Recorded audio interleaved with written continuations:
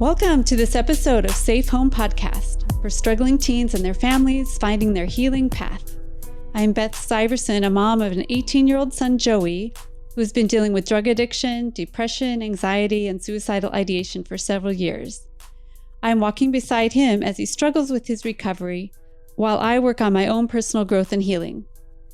If you'd like to support Safe Home Podcast so we can maintain a commercial-free listening experience, please visit patreon.com/safehome. I also want to let you know that you can find all our episodes on YouTube, Spotify, and all the podcast apps. You can find all those links in the episode description or just search for Safe Home Podcast in your favorite platform. Please subscribe so you won't miss an episode. Now today in this episode, we will be diving into the complicated subject of learning disabilities. Our guest, Jill Stowell, will give us some practical advice so we can help our kids succeed in school and in life. Jill Stowell is the founder and executive director of Stowell Learning Centers, where she and her team have helped thousands of children and adults permanently correct their learning or attention challenges. Jill is a two-time best-selling author and speaker who's passionate about helping parents and educators understand their struggling students and the possibilities for real change. Thank you so much for being here to help us, Jill. Thank you, Beth. I'm really excited to be here. This is a great resource for parents. Yeah, that's what we really have a heart to help other parents of adolescents and other family members and teachers, because our kids are struggling. Oh man, it's a tough time to be growing up right now. So whatever we can do to help other families, that's what we're all in for. So, well, first I want to dig in about learning disabilities. How did you get into that subject matter in your career? Did you start when you were going through training as a teacher? Did you get interested in it, or is there a personal connection to learning disabilities? I don't actually have a personal connection to learning disabilities, but I started getting interested in working with special education when I was in ninth grade, actually. Oh. And by the time I was in college, I got the opportunity to work in classrooms with learning disabilities. And I just fell in love with that population of students, dyslexia, learning and attention challenges, and just knew that that's where I wanted to go. These are bright, creative, talented, fun, really cool kids that have some specific difficulties in school that are really hard for people to understand because they're so typical in every other way. And so these kids are misunderstood and really underserved. Yeah, it seems like our education system is kind of cookie cutter. You know, the kids that are a little bit out of the normal way of behaving or learning kind of get the short end of the stick, right? And I'm sure that's where you come in to help other families. But does it seem like there's a deficit in our education system in general for these kids that have learning disabilities? There are programs for kids with learning disabilities in the schools, but the real challenge is that when kids are struggling, whether there are a lot of kids that aren't diagnosed with learning disabilities, but they still have some underlying issues that are getting in the way of them being able to work as efficiently and comfortably in school as they could. So you've got kids who are very smart and they're struggling. And the first thing that a teacher is going to see in the classroom generally is attention issues. Because if you can't do the work, or it's really difficult, eventually you just sort of wear out and you do other things, or your mind drifts, So it looks like behavior problems. It looks like behavior and attention problems. So many parents, the first thing they hear is, you might want to check and see if your child needs medication. And it's because the symptom that the teacher is seeing is attention, but it's not really the issue. I never had my son on an IEP or 504. I never had him diagnosed with anything, but I am sure he had something. But he made it through. Kind of, thank God for recess and baseball. it kind of let him Right. survive through school. He's like, okay, I got to get through this day so I can get to baseball practice, right? But I'm pretty sure he had something going on. And then maybe someday he can work on figuring out if he has ADHD, or I don't think he has dyslexia, but I'm pretty sure there's some sort of executive function kind of issue with him. And I'm pretty sure, and I think from what I've read about your work, it probably has to do with his prenatal or really early childhood experiences as an adopted child. Do you find a lot of adopted people in your clientele? We actually do Mm-hmm. have quite a few adopted children. In our dyslexic population, dyslexia is generally hereditary. So we also have families that have a number of people, that have the same issues. But we do have a lot of adopted children. And you said that you think that his issues maybe go all the way back to the early development. And that really is true. Mm-hmm. There are skills that develop as babies, when they're born, and then in those very early months, that start to integrate primitive reflexes and start to develop that mental and physical organization. And so early environments can really impact. And of course, adopted children, we are learning from some of our colleagues, even if they're adopted at birth, there are still some issues for them in terms of understanding their story and where they fit in the world. So it's a complicated issue. Yes, I am of the belief that even if you get adopted right on the first day of the child's being born, even if they're adopted right at the hospital, there's trauma there. Mm-hmm. Even if their adoptive family is fabulous, like we tried to be, there's trauma. You can't just take someone away from their birth mother and then expect it to be just fine. So there's going to be something. And then a lot of times mothers who are carrying a child that they are not going to keep, or is causing all sorts of distress at home or whatever, that mother is not going to be giving the calm, secure attachment that child needs prenatally or right after that. And that all will affect their learning. Is that what you're saying? I think it affects their perception of themselves, which, we are whole beings. We're not, compartmentalized 100%. So all of those things can impact. Mm-hmm. Now, you mentioned something about reflexes. Primitive reflexes. Can you explain what that is? So babies are born with reflexes that actually start to develop in utero. I mean, these are movements that are automatic. They're brainstem level. They're not thinking movements. Mm-hmm. And they help babies in the birthing process and then help them start to develop and move in their first months of life. So that visual skills start developing with these primitive reflexes, motor skills, and there are just some really foundational things that impact reading and learning later on that start way, way back with that early movement. But those reflexes aren't needed. Most of them mature into higher level reflexes, or they kind of integrate or disappear because they're not needed after the baby is 9 or 12 months of age. But if they continue to fire when they're not needed or they're not working properly, then it's like little neurological glitches or roadblocks that kids find ways to get around, but it just means things are going to be harder and take longer. Yeah. And they probably have no idea they're doing it because all you know is your own experience. So right, exactly. They don't realize that it could be easier in somebody else's brain. There's no way to know that, right?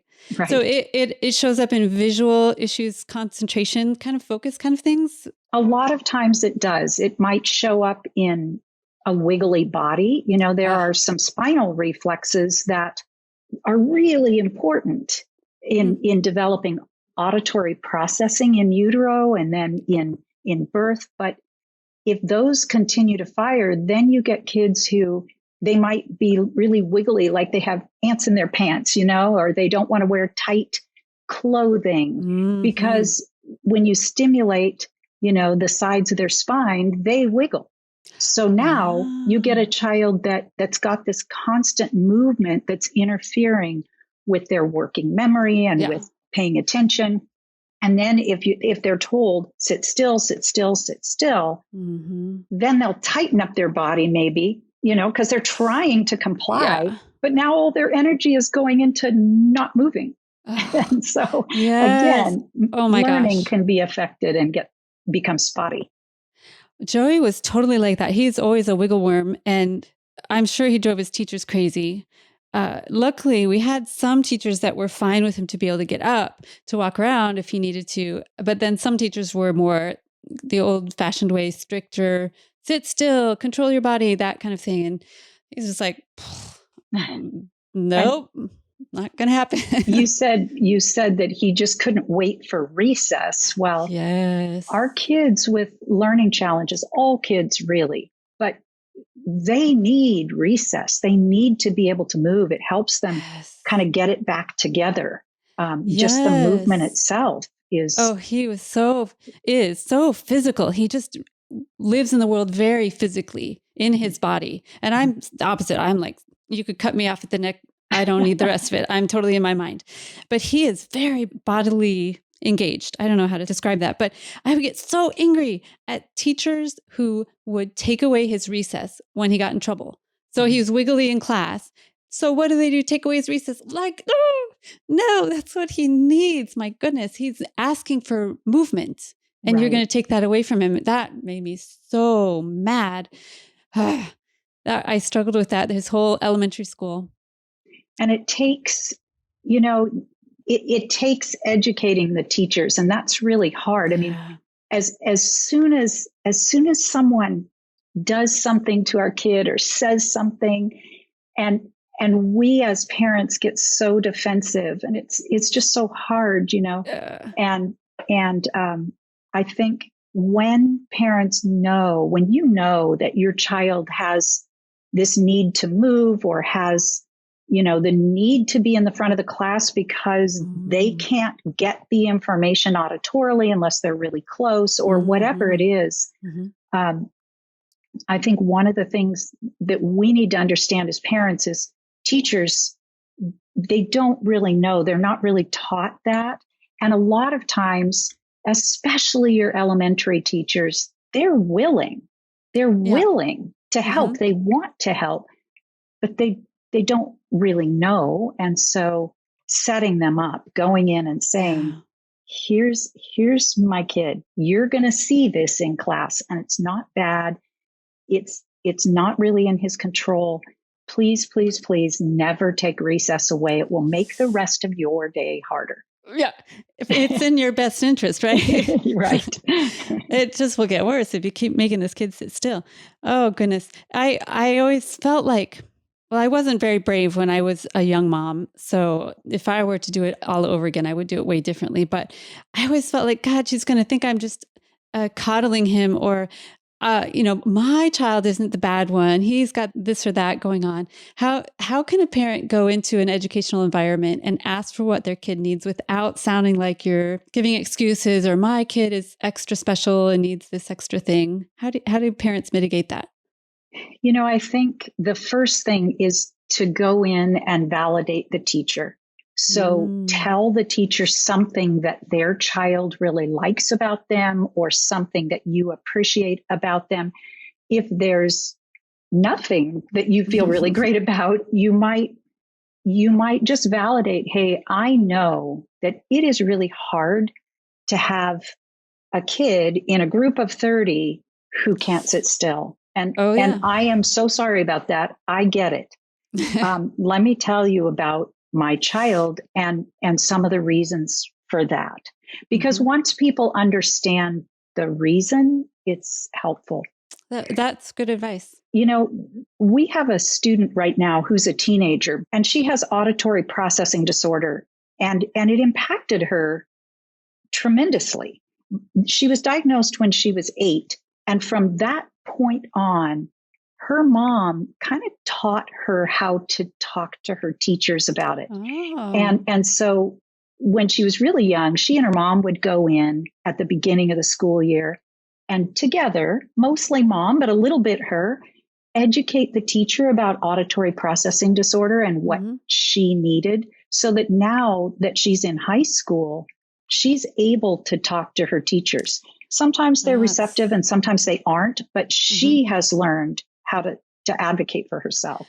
Oh, that's excellent, because even if it doesn't work out perfectly, that gives the child the power to deal with whatever they need, and that they'll need the rest of their lives, right? Right. That's excellent. And then if she runs into trouble, if a teacher's not helping, then you go ask mom to help her or dad, or you go up the ladder. But that's very good to give the students the power to help themselves if they can. That's great. Yeah. And to understand themselves. You know, I think whatever challenges a student is dealing with, you know, we deal a lot with dyslexia and different kinds of learning disabilities and attention challenges and auditory challenges. Well, as soon as the child begins to understand their own learning, the big picture of who they are, the things that are hard, the things that they're really strong at because of their thinking style, it just empowers them to move forward and manage the stigmas and misconceptions that come along. That's great. That's great. So instead of the teachers and the parents kind of huddling over here, you get the student really involved in their own understanding of what's going on. That's very, very smart. That's great. Now, in your bio, I read that you can permanently change some of these learning disabilities. That sounds, I hardly can believe that. How can that be? It seems like if you have dyslexia, you just have it. But you're saying that you can fix it. You know, that is a really common belief. But the brain research and the clinical evidence has been out there for decades. Really? The brain can develop new neural pathways with intensive and targeted training. I mean, our brain is amazing. Yes. And it can do that with the right, you know, kind of training and being very targeted.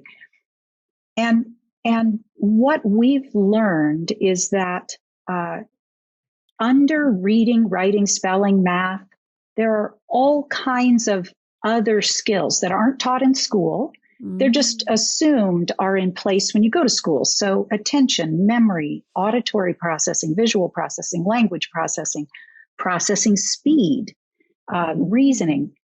And it's assumed when a child goes to school that that's in place for their age level and then grows as they do. But for about 30% of the population, there are some skills that are not completely developed. And so if we want to make changes, we've got to go after the root of the problem. And that's where it is. So yeah, you might have difficulty reading because you're not processing the sounds, or visually things kind of feel like they're moving around on the page. Well, then we have to get underneath that into the auditory and visual processing and develop those foundational skills. Then you can remediate the reading. I love that, because you're not just treating the symptom. Right. You're going all the way back to the cause. And from that list you gave, it seems like a lot of those might possibly be from having trauma or chaos in the house or neglect. Do you find those kinds of things have occurred a lot of the times when you have students with those kind of deficits? Definitely, yes. But it's not just that. I mean, a lot of these things, issues, can be hereditary. So there's some genetic component. I remember we had a child he had a wonderful family. He had all kinds of opportunities. They were very intentional. But at birth, he had to have several surgeries. So this little guy was pretty much immobile for 9 months. Oh boy. Well, that meant that all those reflexes and all of that early organization that happens through movement, that foundation didn't get laid down. And so by the time we got him, he was 9 and he had a lot of learning challenges. Well, the root of that went back to what happened when he was an infant. Interesting. So there are lots of different reasons and we can't always pinpoint them. Yeah, I suppose a lot of the time it's vague. You don't know exactly what it is, but the problem is not the dyslexia or the whatever. The problem is deeper than that. That's what you're saying. Right. It goes to a deeper issue. So that child that was immobilized when they were a baby, how did you go about helping that child? What can you do for someone like that? We did what we call core learning skills training, which is mostly physical movements and exercises to first integrate the retained reflexes. So he had these primitive reflexes that were still firing and getting in the way. So integrating the reflexes and then building the skills to really use their body to cross the midline, to build their visual skills. And so we did core learning skills training and paired that with auditory training, because auditory, visual, and motor are just really key skills that start developing while in utero, really. And so those are our core level skills that we need to get those working and working together. Wow. I would never have thought of a learning disabilities center moving around. I picture you sitting at a desk or sitting at a table and doing a lot of talking and reading and listening, but you're saying the body needs to be involved. That's pretty cool, because I'm also looking at embodiment in other areas I've been talking about with other guests. And trauma, for instance, I've been studying trauma so much, but trauma lives in the body, not in the mind. So many things are in our body, but we've become so disconnected in our culture. But I love that you're doing the crossing the midline kind of exercises, which means, can you describe that for people? Well, the midline of the body, the vertical midline, is really important for reading and writing. I mean, your eyes have to go across your midline. Your hand has to go across the page, which crosses the midline. And if you have difficulty crossing the midline of your body, which is one of those things that starts to develop very early, it develops as you pick a dominant hand. And so if there's difficulty crossing the midline, you may see a child who turns their paper all the way sideways so they never have to cross the midline. Or they'll start to write and then their writing will kind of slant down the page. Or they'll be reading okay, and then they just start making a lot of mistakes when they hit that midline. So we do exercises that are crossing the midline from one side of the body to the other, and a lot of repatterning. So large motor skills? Well, yes, starting with large motor, because you really have to internalize that on your body. So something as simple as cross crawls, crossing your one hand over to your opposite knee and just sort of almost marching like that. Standing in place, doing cross crawls. It's a very, very integrating exercise. It's simple to do. It's a great thing to do before school, before homework, when your child is getting antsy during homework. And it's great for any age. Does it calm people down to do that crossing the midline exercises? It is calming. It regulates you. Yes, yes. As soon as we start to gain control and ease in our body, then we start to gain control and ease. Yeah, I suppose. Period. Right. Yes. So it makes you feel like, okay, I'm organized here. And then you'll be more apt to be able to listen to the teacher or to pay attention to what you're reading or whatever. It kind of settles everything down. Is that what you're saying? Exactly. And it's not a cognitive thing. It's just a child they'll just feel better and more ready. And they don't need to know why, really, but they won't understand why. But just doing those simple things kind of just helps get them centered again. That's great. That seems so easy. That parents could easily do that, right? Easily. What are some other little things that parents can do, while they're waiting around or in the car? Are there things that they can just do, little things all day long, or? They can't. Anything that requires you to cross to the opposite side of the body is helpful.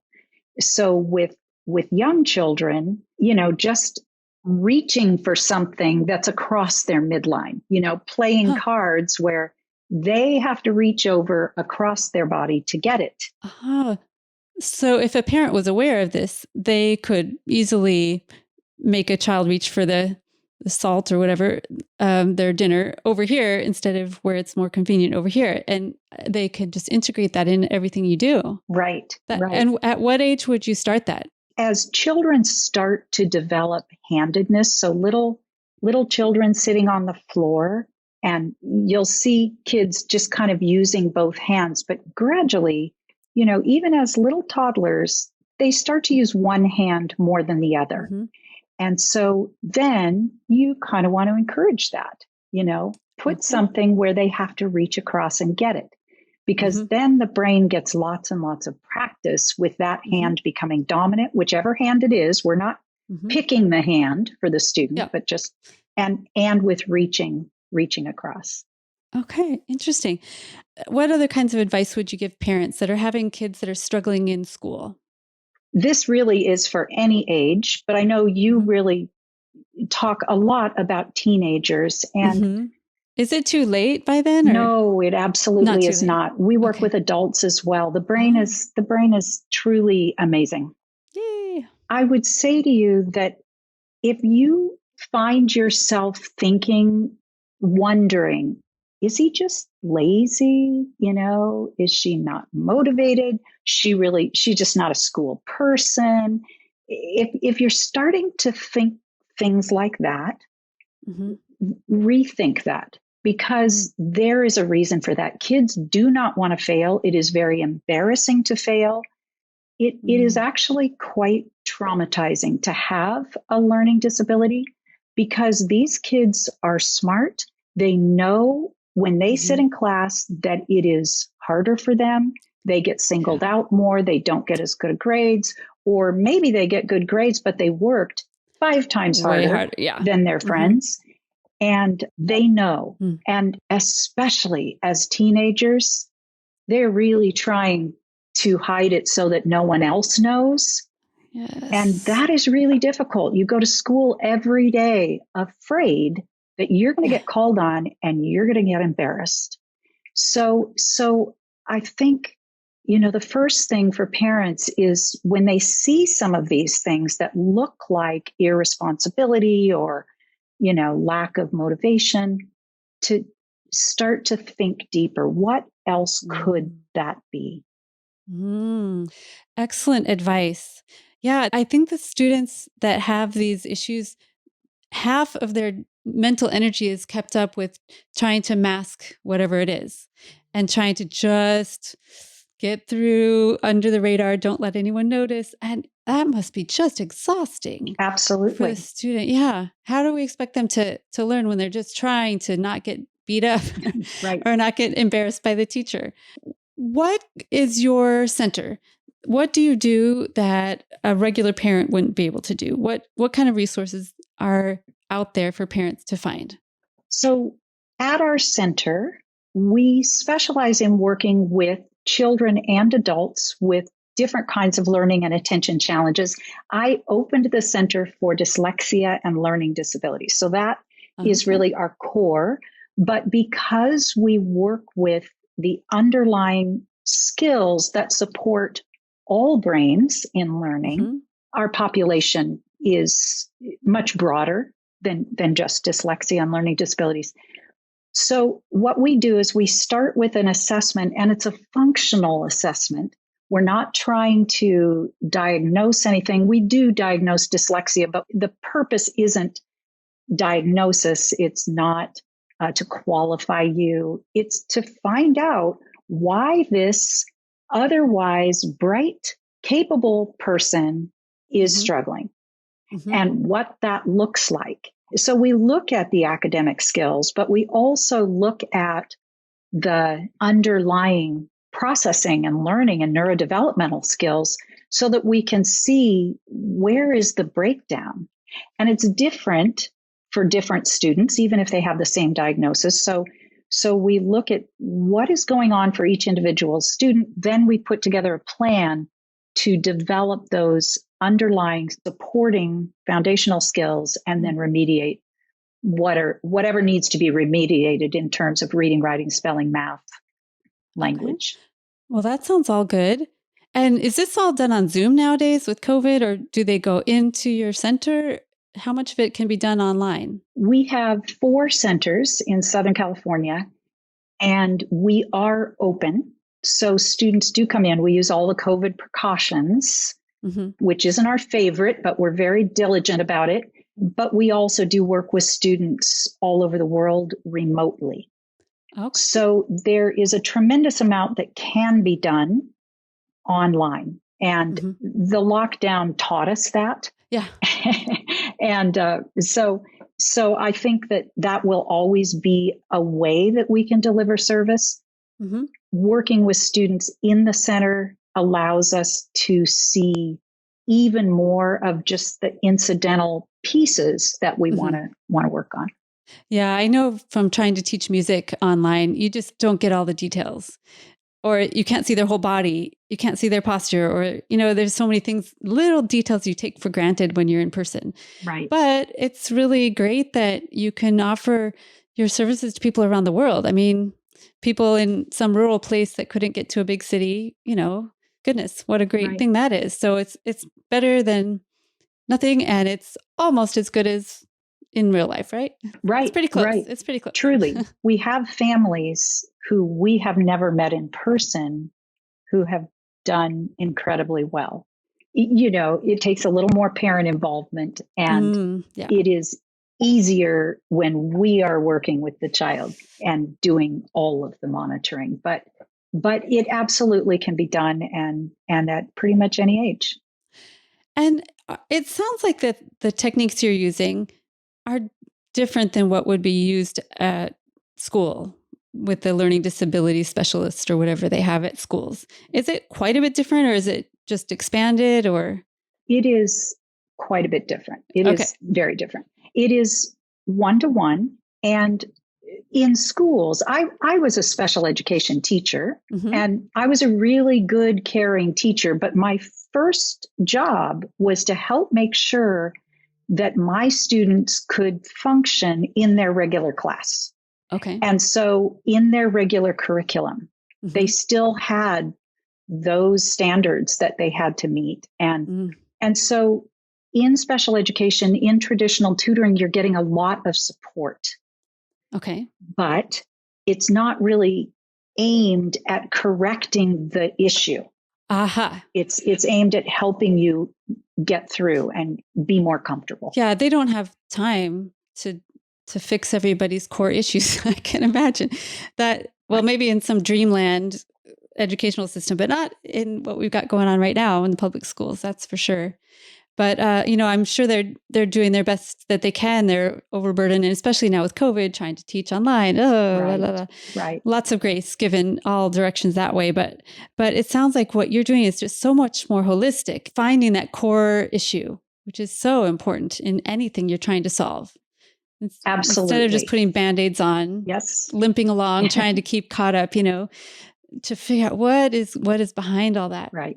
Now, I know it will be hard for you to answer this question, but do you think that sometimes these learning disabilities issues, these differences in learning, could contribute to the life that my son is living right now, with where he got into substances and he got anxiety and depression, and that when the kids kind of fall off the rails? Do you think that I'm not blaming myself, but I'm looking back going, gosh, if I could have helped him with some of those little issues we were noticing, maybe he wouldn't have felt so different and so stressed out. And do you think there's any connection with that? I think there is. And I first want to say to parents, you are doing the best that you can. And when you have a child that struggles, just having a child is a whole new ball game. It's amazing and it's challenging every day. And then when you add adoption or trauma or attention challenges or learning challenges, it adds a whole other layer to that. And yes, our prisons are full of people who are smart and who had struggles in school, learning difficulties, and they couldn't succeed, so they started to do something where they could. Right. Sometimes kids do go towards substance abuse, get involved in activities or with other kids that are not a good influence on them, because that's where they can feel accepted or they can feel better. Yes. They're kind of self-medicating because, and you said you've been studying trauma. Well, having a learning disability is a chronic trauma. Yes. And our kids are so good at covering it. Your son played baseball. And so he probably felt really good at baseball. Yes. But every single day that he had to go to school there was something inside that was pretty tough. Yeah. Oh, yes, for sure. And then the bullying and, you just pile stuff on top of everything. And he found kids that were also kind of lost and for whatever reason, othered, and they found comfort in each other. And then they kind of all led themselves down an alternative path. So right. What age would you suggest parents start really taking their kids to someplace like your center where they can get help if they're suspecting a learning disability? As soon as you can. Okay. It is never, ever too late. It isn't. We have students truly of all ages. We have lots of teenagers, some young adults. For parents, what's really hard is kids don't get identified as having a learning disability until generally they're in about third grade, because the way that schools identify is they're looking to see that the child there's a big discrepancy between their intelligence and their performance, which means they have to fail for a couple of years before they get identified. Parents, especially moms, usually have this niggling feeling very young that there's something different. There's something harder. And they get told, oh, he's just a boy. He'll grow out of it. Give it time. The next teacher will be a better match. There are lots of, he just needs to try harder. There are lots of things. And so I would just encourage parents, if you're kind of thinking it, you're probably right. So go investigate. It doesn't hurt to rule it out. The schools, there are some good services there, and you want to take advantage of them, but they are not going to dig into the underlying issues the way we do there. If the child doesn't qualify based on the state standards, they are going to tell you that there's nothing wrong. And as a parent, you might feel a little bit intimidated. Oh, well, the school said there's nothing wrong. I guess he just needs to try harder. Yeah. A lot of times the kids get blamed, don't they? Yeah. You're naughty, you're hyper, you're not paying attention, you're not trying hard enough. Or the parent is it's insinuated, or they do it to themselves to say, oh, I must not have been strict enough. I must not have, been organized enough. I must have been too busy, and it's none of that. None of that. None of that helps at all. There are things getting in the way, and they can be corrected. Unfortunately, there are not a tremendous number of people doing this kind of work. There are people doing pieces of it. And you just really want to look for someone who's talking about getting to the root of the issue. Is there information on a website where parents could go look? Where would you send them to kind of get acclimated to your philosophy?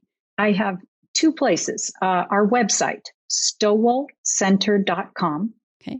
STOWELL, like Stowell Center.com. And when you go there, you will get a sense about what's going on for your child. I think you also can schedule a free consultation. So that will give you a chance to talk to someone about your child and get a little bit more information. Also, we have done a broadcast for 2 years called LD Expert Live, where we've had professionals working with learning and attention challenges from all over. Tremendous information there. So just capital LDX PERT. Okay. .com. No E on the expert. No, yeah. Okay. LDexpert.com. And I'll put those links in the show notes. So, and I know you wrote a couple of books too. Would those be helpful for our parents? Yes. My first book, At Wit's End, A Parent's Guide to Ending the Struggle, Tears, and Turmoil of Learning Disabilities. If parents go to Parents at Wit's End, you can get a free copy. It's also available on Amazon. And it was written for parents because parents constantly say, I'm at my wit's end. I don't understand. I don't know what to do. And so it's really helping parents understand why some bright children and teens struggle in school. Oh, that sounds like an amazing resource. I will put all of those links in the show notes, and I encourage all of you listening to just look around and get the help your kids need. Check out these wonderful resources Jill is offering, and the help is out there for sure. And just to think beyond, my kid is lazy, my kid is bad, my kid is naughty, go past that, see what is causing that. Not just the behavior at face value, right? There's always something behind the behavior. Absolutely.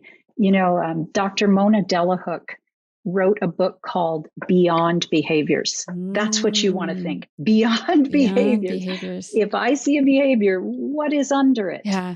What is causing that child to perform that way, to behave that way? Yeah. There's something. And that's what we need to get to if we're going to change it. Yeah, definitely.